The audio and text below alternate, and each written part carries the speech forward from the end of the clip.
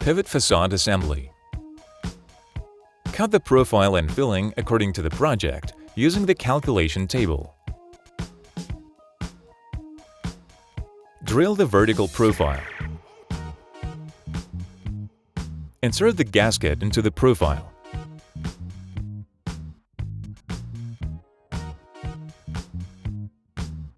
Place the profile onto the filling after inserting the corner joints.